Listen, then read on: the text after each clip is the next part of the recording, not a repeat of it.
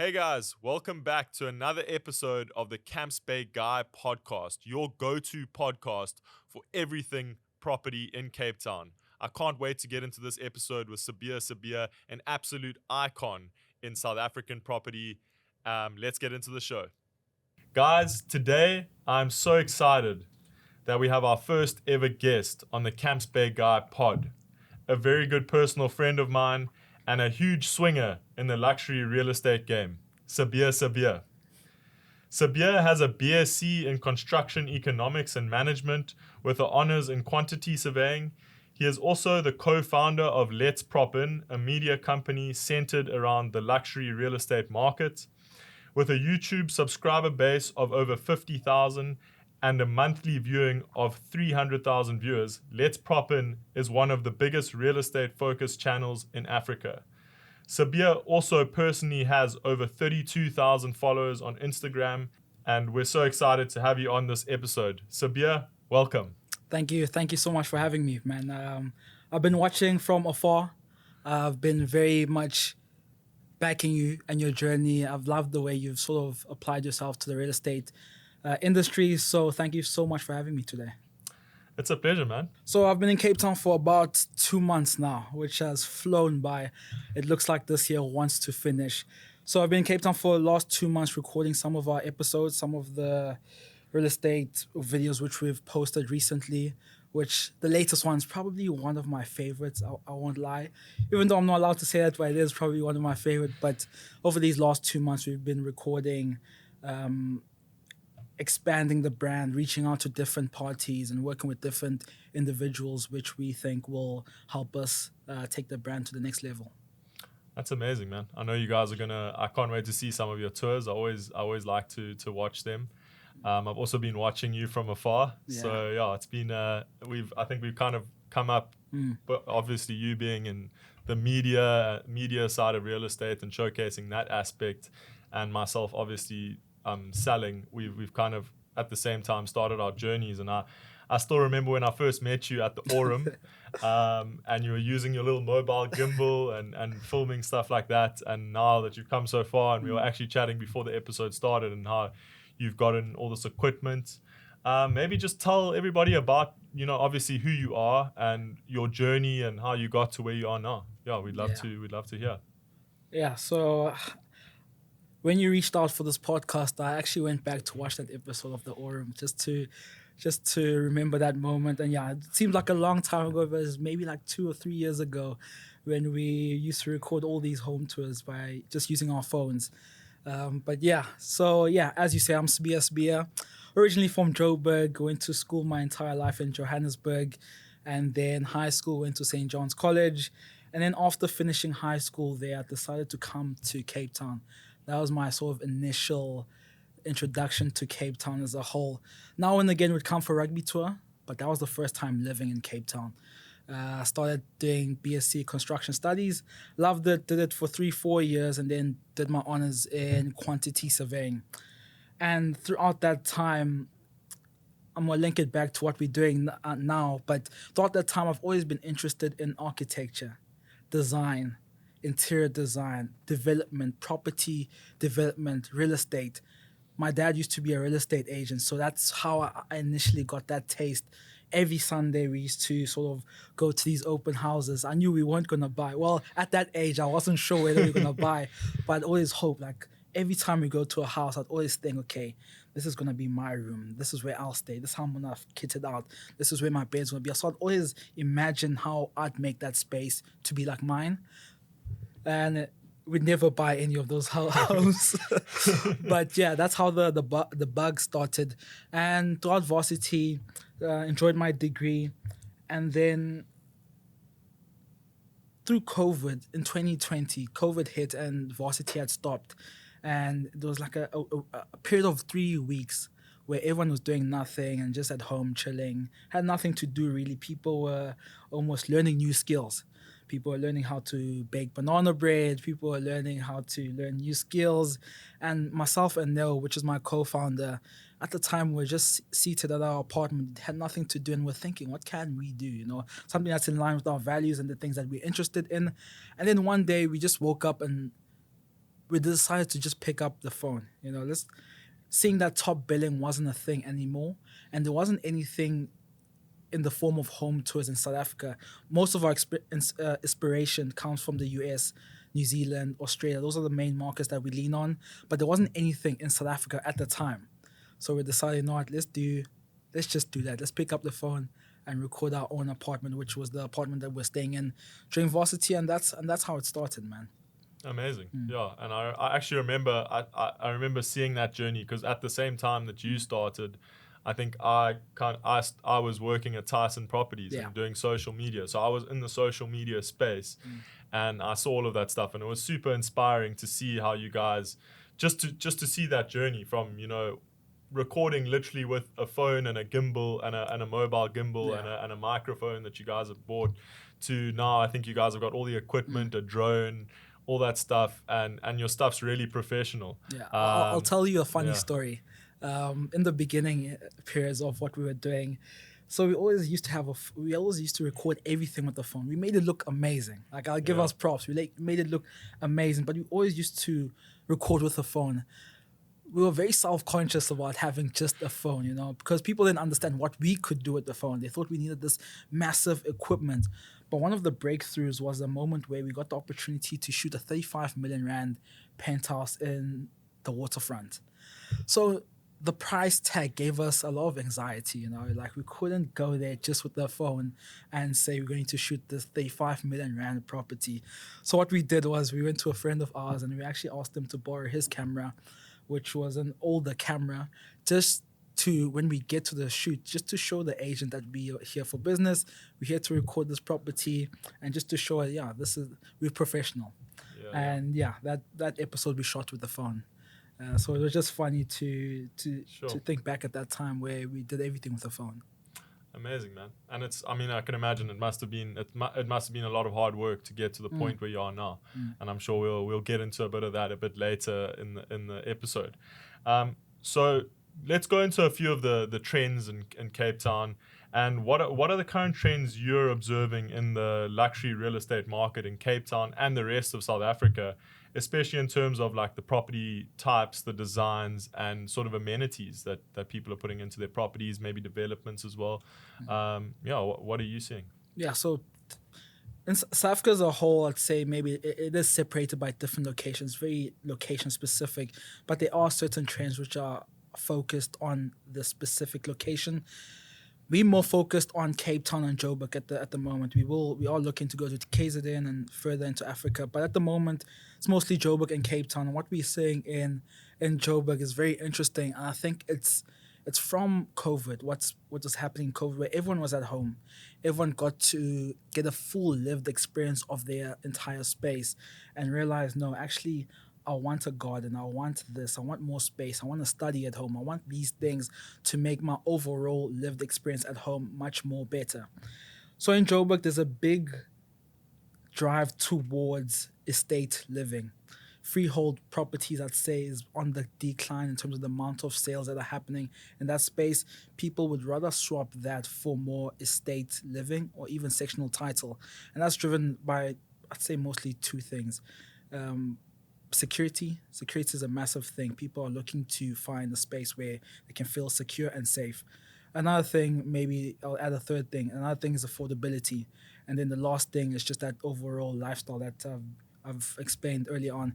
And then in Cape Town, we've seen, I'm sure you can speak more to this, we've seen a boom of the short-term stay market. I mean, the international audience has been flooding Cape Town. The short-term stay market has been on the rise, and it's very interesting to how long it will last, because I think with any type of movement, sometimes we get carried away and creates a bubble if there's no underlying fundamentals that are supporting this.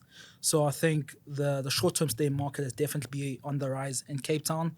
But slowly but surely, the amenities surrounding all individual property types has also been developing because of COVID. And what I mean by this is that people aren't just interested in what's in the four walls and underneath the roof. People are interested in the house, but what's next door? What's 5 kilometers down the road? What schools are here? What shopping centers are here? Because people want to have that accessibility to amenities. COVID really sped up that process of people really caring about their entire environment. This podcast is also sponsored by Home Loan Junction. Home Loan Junction can get you finance on any of your property deals, even if you are a foreigner, and they really work in such a quick and timeous manner. From the first moment I met Erica Fenter from Home Loan Junction, I knew that they were the people I wanted to take care of my clients, just because of the professionalism and the way that they just stay in contact. So if you're looking to finance your next property purchase, please get in touch with them. Their details are below. And yeah, they're a great service provider. Thank you, Home Loan Junction. Amazing, yeah. Thanks so much for expanding on that. And I definitely agree with you in terms of the short-term rentals in Cape Town. I think, Cape Town, we need to be careful. We're putting a lot of investment into bringing a lot of tourists here, and we can see that with the mayor. And we've now got 2 flights a week coming in from the US, and I think that has definitely helped us and our short-term market. But we obviously, where the prices are at and the returns you can get from the short-term rentals, I think we might hit about, there's obviously going to be a point where those prices might not be able, what you're paying and what you're going to pay for your bond and the return you can get on the short-term market, there's a cap. There's always going to be a cap. And I mean, how many tourists are going to come, and can they keep those tourists coming back? But Cape Town, it's a beautiful city. I know we attract a lot of tourists, so definitely a trend I'm seeing. And then I think on the luxury side of things, I think what I've seen is, especially, I can't speak to Joburg, but I think I do see that in Joburg, and some of the properties that you've been touring in Joburg, they're big properties, gardens, and some of the things people want in their properties is like a spa, pools, like multiple pools sometimes, things like that. So definitely a big trend of people wanting everything under their own roof, because I think in COVID, when they saw they couldn't go out to the gym and they couldn't do that, so they want, especially if you can afford a big property, that's what people are wanting. But another interesting trend which is picking up now in Joburg is cluster housing, cluster units. So you have this large earth, maybe there's 6 to 12 units in that earth, and they're sort of split into maybe 4 each side, and they're very, it's not really the highest end of quality, but it's targeting the middle gap of people, maybe C-suite members, MECs, government officials. They're targeting that range of people who maybe have a full-time job, have a few kids, and really want that lock up and go type of setup. Maybe they're traveling around the country. So that's also another thing which has slowly been coming up in Joburg, specifically in like your Bryanston, Hyde Park areas. Amazing. And another thing on Joburg, obviously a lot of people have now moved away from Joburg. There was a lot of semigration, which was obviously great for us us agents in Cape Town, because we were doing a lot of sales. It slowed down a little bit now with interest rates and things like that. And and the Joburgers, South Africans, actually are struggling to afford to pay the prices on the Atlantic seaboard. So we're getting a lot of foreigners buying. But are you seeing people going back to Joburg now after, COVID's over, lockdowns are over? Maybe big companies are calling the employees to come back to the office. Do you think people are coming back to Joburg? Are you seeing kind of a rejuvenation, or do you think it's that you think more and more people will move away? Where do you see it going? So there's certainly been a move or a hype towards moving to Cape Town. I think a lot of people have made that jump. There's a lot of parties which I've spoken to recently. They're selling their houses in Joburg and looking to move to Cape Town. Maybe they already have a place in Cape Town. They're looking to just sell that off. But I think amongst all the negativity and hysteria around Joburg, deals are still getting done. Properties are still getting built. People are still buying. Transactions are still going through. So sometimes I try to stay away from all the noise. I mean, the media is the media. The media has a job to do. They have a certain story to push. But when you actually look at what's actually happening, sometimes it contrasts what's in the headlines.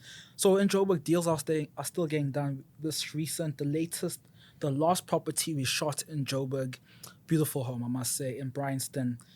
We were working with one of the developers there, one of the developer agents. We shot the property on Monday. He listed it on Wednesday. By Friday, it was sold. Wow. So it just shows you the market is things are still Yeah. happening, and Joburg is also expanding towards the north side of things, where you have your Midrand, the waterfall city. That's also rejuvenating and coming alive. Amazing. Yeah, it's good to hear that Joburg, because obviously we love to hype up Cape Town, but Yeah, and the beef between Joburg and Cape Town is real. But yeah, it's at the end of the day, it's South Africa, and yeah. it's good to see it happening there, and that things are happening. It's not as bad as we actually make it out to be. Mm. So the next thing I want to chat to you about is what do you think are the biggest challenges for buyers and sellers who find themselves navigating the luxury real estate market in Cape Town? In Cape Town, wow. So in terms of, I'd say buyers. I'll speak about buyers coming into Cape Town. The the trade off the trade off that they'll have to make between space and price. I think don't really understand how much space they'll have to let go of in terms of trying to afford the property that they want. Comparatively in Joburg, you'll probably pay a specific amount of money for a large plot of property or land, whatever you want to call it. On the other side of things, if you come to Cape Town, you probably won't get that size. Because if you look at Cape Town as an entire landscape, there's a small mountain up there called Table Mountain, and then there's the ocean, these natural fixed objects. So if you think about it, there's only fixed amount of space that houses can get built. You can't build up the Table Mountain because of conservation aspects. So there's only a fixed amount of space that you can have properties, especially like along the Atlantic seaboard. So in terms of space, it's very restrictive. So the amount of space that you can get as a buyer there's a trade-off there. And from the seller side of things, I was looking at stats a while ago in terms of the amount of time that property in the second quarter of this year comparatively to the second quarter of last year. Last year it was 9 weeks, the average was 9 weeks. And then the second quarter this year, it rose up to 12 weeks. So the amount of time a property is staying on the market is slightly longer, and just points towards the luxury space. I mean, the high-end market's slowing down a bit. Yes. It's boosted by sort of economic factors, macro and microeconomic factors, affordability, all those things, interest rates, as you said. So it is tougher. But then on the other hand, when we spoke about the short-term stay market, there's this property that we are currently working with. It has been on the market since we started doing this YouTube thing, Sure. and every single year it gets dropped. The price keeps on dropping. Maybe I won't give the price of the property because people know which one it is, but I'll give the range. It's listed between 15 and 20 million rand on a yearly basis in terms of short-term stay income, net revenue. It makes 1.2 million rand. So even though properties are taking time to sell, there's still a way in which to take out utility out of those properties from a short-term stay perspective, even a rental, long-term stay rental perspective. Yeah. Going to that return on investment, what are your views on, investing in property and prices and things like that? Would you do you invest for capital growth, or would you invest for the return, the returns, and then when you need to sell the asset, you sell it at the price that the market's willing to pay? What's your sort of view? I know it's a bit of a controversial topic. Yeah, it's too controversial at the level where I'm like, it's actually about preference and your business model and what you prefer, what you like. It doesn't help doing something that you don't like to do, something that you're not drawn, something that you won't sustain. The easiest habits to do are the ones that you'll carry on doing them. So for me personally, I'm more, from an investment perspective, I'm more drawn to property development. I think we have big, audacious goals in the development space as a brand. We hope one day to create a development brand, maybe LP developments, where we do develop our own cluster units, high-end luxury options. So from that perspective, I am more drawn to the development space. But if you're looking at investment into rental or capital gains, you always have to look at places which are coming up. In Cape Town, I look at, and the trick here is also following the big players. Always following the big guys and seeing what they do, and they really get it wrong. the big guys. So if you follow what they're doing, you probably in the right path. So looking at the foreshore space, Gun space, those spaces, I think they're coming alive with Amdek's new development, Harbour Arch, and their plans. They are massive. This podcast is sponsored by Van Zyl Kruger Attorneys. I've been working with Van Zyl Kruger Attorneys since I first started 2.5 years ago in the real estate industry, and they're just amazing. They take my calls whenever, whatever time, on the weekends, late at night, when I have a deal I'm trying to get over the line and I can't answer a question for a client. They will help me with all the technical, legal stuff. And Eberhard Kruger has been my number one supporter since day one. So a big shout out to Van Zyl Kruger Attorneys. If you are looking for a transferring attorney to help you sell your property and get your deal over the line, they are definitely your go-to attorneys. Thank you so much, Van Zyl Kruger Attorneys, for sponsoring this podcast. Yes. Amazon coming to Cape Town. So everything is saying that in terms of real estate, long-term wise, it's probably going to be on the rise. So it's a good space to position yourself. And then in Yeah. Joburg, in terms of investment options, I'll talk about location. The north of Johannesburg, the waterfall cities, maybe like a 2-bedroom apartment. You know that for the first time working people into corporate, your typical person which has graduated from university and is looking for a place to stay, that's that standard option that they look for. So it's trying to always meet the demand and not just going off speculation. Yeah, that's good advice. Thanks, man. So you obviously follow a few architectural trends in Cape Town and South Africa. Do you have a specific favorite architect and a specific favorite style of property? Do you maybe prefer the more I know you tour a lot of modern properties. I haven't seen many contemporary stuff that you guys have toured.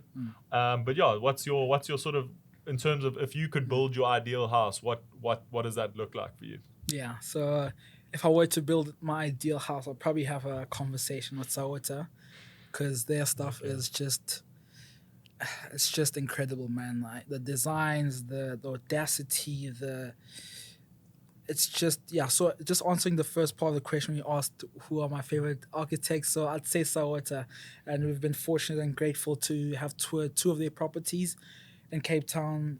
The most recent one is the Pentagon, which is on Nettleton Road, and that's probably one of the most beautiful properties we've toured. As you go in there and you look up, there's this massive structure with these sort of extensive cantilevers which are almost on the road if you look up. Wow.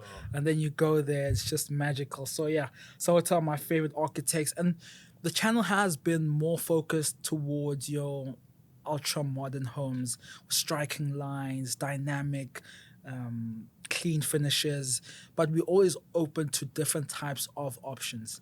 If there's something more traditional on the eye and it's interesting to the viewers and we think people will enjoy it, we are open to showcasing it. I think the more different types of architecture that we do expose people to, and also exposing ourselves to, we still learning. We have a favorite towards ultra modern, but we want to learn about other things, other types of architecture. So yeah, always open to different styles.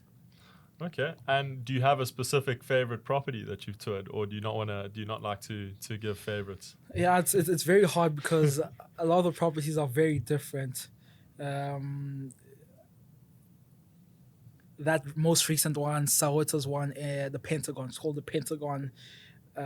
It's obviously an amazing building, but then we look back to 2 months ago when we were in Joburg. We toured this incredible brownstone home where the finishes were marble. There was no cost that was spared in that home. The entire shower was made out of marble. It was just phenomenal to see. And then a few years, I think 2 years ago, we toured Villa Mirage, which was this home in Llandudno with that large boulder in between the house. So when you're walking in between the home, if you're walking in the passage in the house, you almost have to walk around the boulder because it's both internal and external. That was just incredible in terms of architecture and engineering. But I'd say one of my most favorite one was should be surprising because it's not the most incredible or crazy property you've toured, but it was a property called, what was it called? It's in Camps Bay, Vista del. No, it's not Vista del Mare. I'll send it to you after this. But it was this Awesome. short term stay property which was, the ceiling was this off shutter concrete. There was 3 bedrooms at the bottom, 3 bedrooms at the top, and in the middle you have this atrium space that you can look at the 12 apostles, but also the atrium is connected to the front view and the glass sliding doors which have a view of the ocean. And it's so peaceful, so tranquil, and from a day-to-day basis, that's the type of property I'd love to live in. Because some of the Amazing. properties, Yeah. from a day-to-day perspective, you can never imagine yourself living there. It's Yeah, nice for yeah. 2 or 3 days, but from a day-to-day perspective, it's just overwhelming.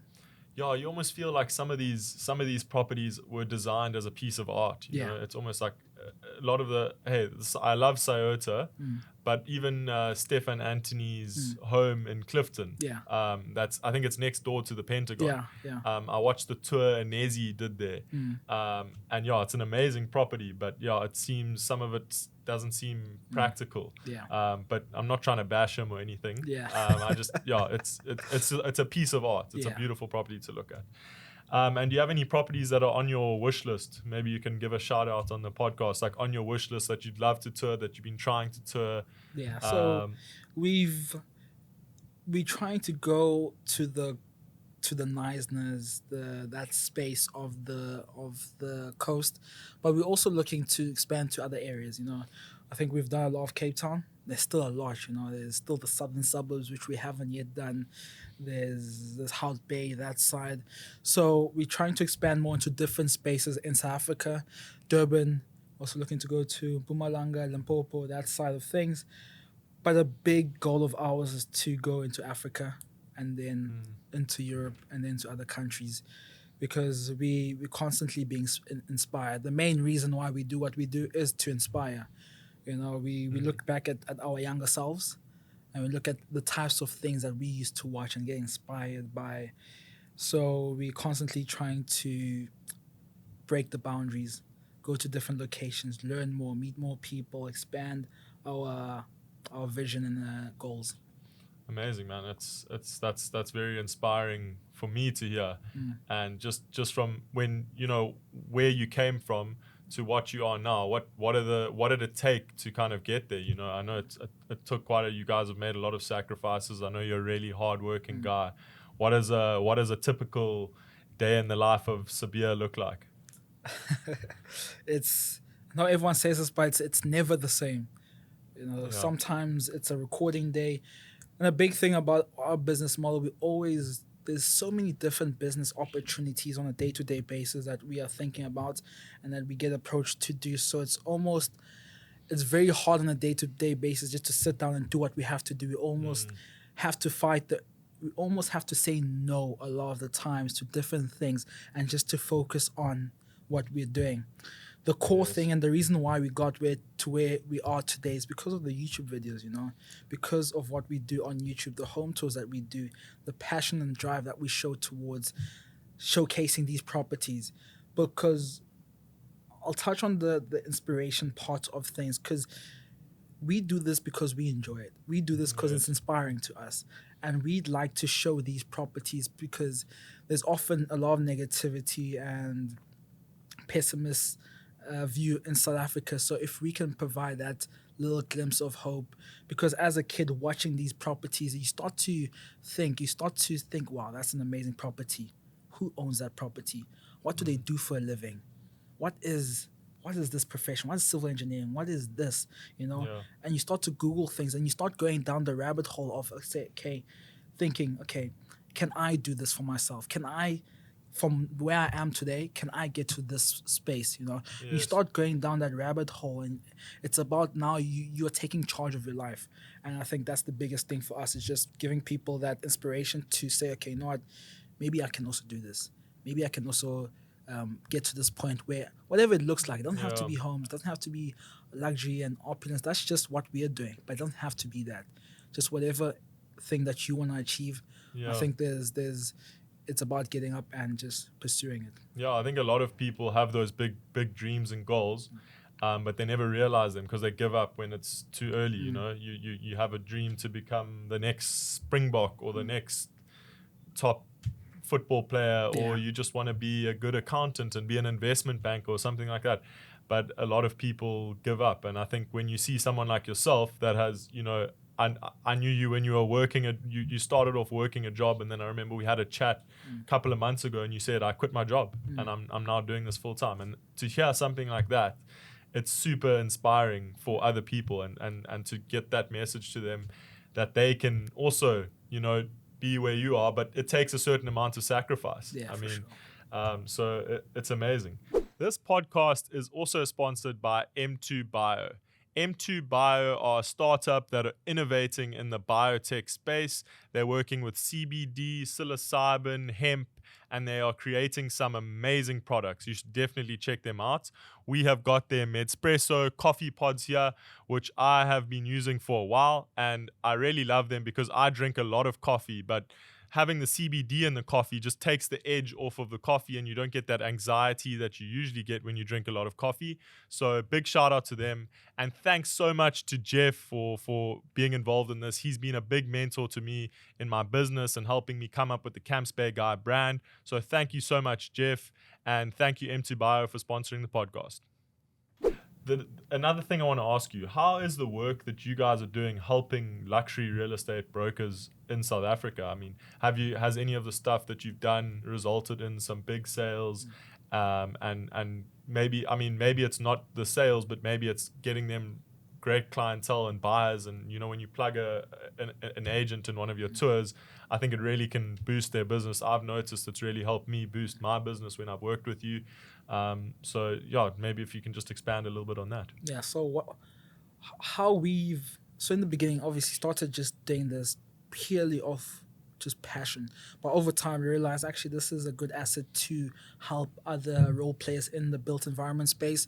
So in terms of agents, we typically most of the time work with agents, partnering with them in terms of working with them and their listing, trying to get more eyes, more views on their listing, because the more views, the more eyes you get on the listing, the higher the probability that you'll find a seller. You know, we know that maybe 90% of our viewers on YouTube specifically probably can't afford that home, but all you need is that one person. But then the more the views, the higher the probability. So I think that's one of the big things that we offer to agents, giving them that visibility of their listings. And nowadays we go full out on social media as well. It's not just YouTube. It's Instagram, it's TikTok, it's Facebook, it's Twitter. It's a full suite offering that we offer to agents. And also, as you said, from a personal digital ID perspective, a digital presence perspective, we provide that type. It's sort of a consultancy, because when we work with them, we also suggest things like, no, don't post this reel like this, post it like this. This is the type of music that you need here. Actually, don't post any reels for now. Wait until you have it online, so you have the link, so people, if they see this, they can act quickly. You know, so from a consultancy perspective, we also offer that, and just growing their personal brand. Okay. I'll give you an exclusive on this episode. So we are, from January, I'm not sure when this episode will come out, but from January onwards, we are opening our own real estate brokerage, where we will be offering sales and rental services, because we've seen that through working with agents, a lot of the time we've had business that we've often referred to agents, worked with agents, and then plugged them with different types of individuals, you know, people looking to come to South Africa. It's a lot of international people that often reach out to us. So then we'd reach out to our agent partners, and then we'd plug them with the individual. So this gives us a good hand in terms of trying to service those people as well as still partnering and collaborating with our agent friends. So would it be more of a buyer's agency rather than a listing agency, or you guys look to do the full suite? Yeah, so naturally I think we do stand from a buyer's side of things, but we will be also offering from a sales side of things, becoming also sale agents. Amazing. Mm. That's a whole new journey. You must chat to me when it It's starts. I'd love to help you. I know it's Yeah. a massive journey, but Yeah. I think we always looking to grow. We always looking to expand, and this Yeah. YouTube one thing I love about this YouTube thing is it's taught us so much about the journey of starting anything. You know, Yeah. if you start anything, you're gonna be terrible in the beginning. Like don't even stress about being terrible. It's gonna come with it. Yes, You know. yes. So with anything that we start now, we know we're gonna be terrible in the beginning, but we know we're not gonna be terrible forever. Yeah. A joke which I often tell Neil, my co-founder, is that I was like, dude, in the beginning, I was so terrible at presenting, you know, like bad. I thought I could just walk into houses because I enjoy architecture. I thought I could just walk in there and just speak about houses, you know, but it doesn't work like that. Yeah. So I was like, oh, dude, people in the comments are ripping me. I'm so bad at this. But I was like, in my head, getting my mentality right and saying, okay, you know what? If after 100 episodes, I'm still bad at this, we'll quit. Yeah. You know? But I knew that after 100 episodes, it was impossible to still be bad.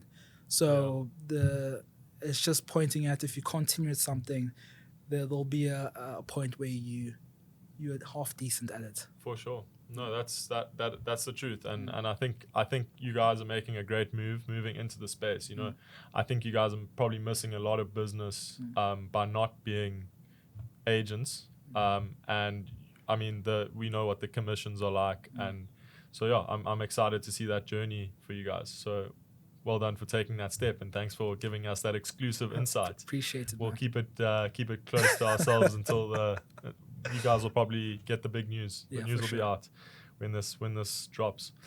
Okay, so we're doing an Ask the Agent Q&A segment every week where the listeners and viewers at home have a chance to ask me and my guests their most pressing real estate questions. So don't forget to follow me on Instagram so you can ask whatever you want. We usually do this a few days before we record the pod, so keep your eyes peeled. So let's start. You ready for some questions from the audience? Shoot. Okay. First question. What advice would you give to a teenager who wants to be a successful real estate investor? Wow. Okay. There's this current TikTok video that's currently trending. It's about this individual lady in a family. She's like a first-time home buyer, and she's just speaking towards all the things that she didn't know that comes with home ownership, you know. And she speaks about different costs that are associated, the interest rates rising. So a lot of people, when it comes to purchasing their first home, they just think about their bond repayment. And you know well as me, it's not just about your bond repayment, it's about the cost of ownership. What's involved when you're owning a house. Your bond repayment is part of that, but what are you going to do in terms of security? What are you going to do in terms of maintenance? What are you going to do in terms of taxes? All that holistic cost is involved in the cost of ownership. And also when interest rates rise, do you have a buffer to absorb that? So why I speak about that is that information and research. A lot of people don't do the research. So advice would be do research. Make sure you have your numbers down. Make sure you ask people who have done it. Make sure you ask people who are doing it successfully. What's involved in it? Because you might read an article that says this, read an article that says that, but people that have done it have that real lived experiences. Just doing your research will allow you to eliminate and mitigate those initial mistakes that might cost you not doing it again. So just from an investment perspective, just doing your research and making sure that you're ready for whatever it involves. Yeah, and I want to expand. I think that's great advice, and I also want to expand on that a little bit as well.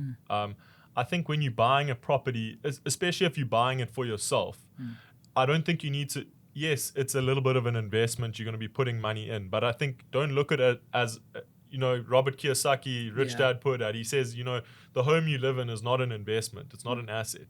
Look at it as something, as investing in your family. Let's say you want your kids to have a garden to run around and you want them to each have their own bedroom and you want a little bit of extra space for yourself to have a little home gym. It's an investment in your lifestyle. So I think when you're looking at it and you're searching for a home, don't only look, obviously the money needs to be right, but it also needs to be the right home for you and your lifestyle. And you can't put a cost on that. You can't put a cost on being happy. You know, would you rather live in a dingy 2-bedroom, 2-bathroom apartment, or would you rather live in a 4-bedroom house and have the space you want and live the lifestyle you want? So, I mean, Thank you. Thank you for saying that, Yeah, sure. because that's such an important point that you make there, and people don't consider that because the Yeah. intangibles. Waking Yeah. up, I'll not say that one, but the thing that I get frustrated a lot of the times is people, you know, that saying, that typical saying that you're paying someone's bond. Yeah. You're renting an apartment. That ownership versus rent, an argument that's been Yeah. going on, and people saying they don't want to rent because they're paying someone else's bond. And it's true, you are paying someone else's bond, but do you think that you're just living in that space and not reaping any utility Yeah. from being in that unit? You're Yeah. paying, it's a trade exchange. You're paying and then you getting access to the space. Yes. And you have to think about how does that space, how do you benefit from that space, you know? It's not just about the money. You paying someone else's bond. You're also benefiting from the space and all the Yes. intangibles that are involved. Maybe that space is a well-known sectional title scheme that you bump into well-known people a lot of the times. So in terms of business, it adds on to your business. So those things are also things that you have to consider when you're looking at home ownership versus rental. For sure. But yeah, it's an amazing point, man. Thanks, and thank you for giving that extra bit. I think that's pretty much all we've got time for today. It's been really good having you on the podcast. I'm really proud of what you've done, and I'm very excited to see where the journey goes from here as you enter the real estate sales space. So yeah, very good luck to you as you go ahead, and I hope we'll have some big partnerships and do some big deals together now that you're going to be an agent. Dude, you've inspired so many people, including myself. Keep doing what you're doing. It's amazing, and thanks so much for being on the show.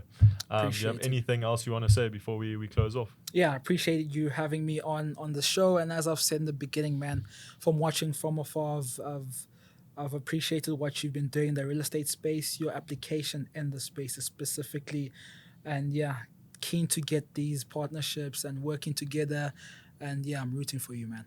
Thanks so much. Cheers. Cheers.